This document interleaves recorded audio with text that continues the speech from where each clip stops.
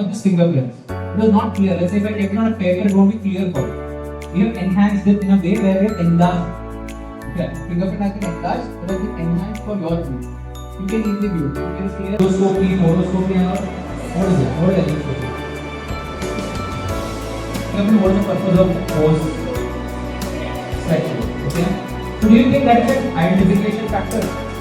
Yes. Gold print or something of that sort. Arch also, but we can't trace and we cannot trace and everything. We cannot do that. It's counting and tracing cannot be done in arch pattern, right? So now that for minuses, right? After checking for minuses, we will go for edges. Then we will go for pores.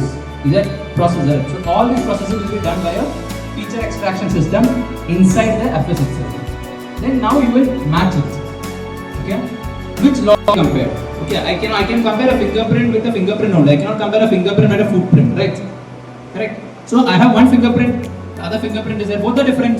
Same law of individuality will say that both two things which are man-made or natural.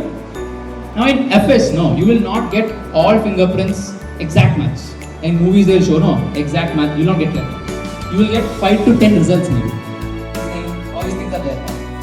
Now tell me, you can just similar. Okay. Now out of 80 you got 10, no? So that 10 becomes your suspects. That becomes the suspected fingerprints. Okay. Now that fingerprints, what happens? From there we will check manually for the characteristics. We will mark each area, we'll plot each area and then we'll check.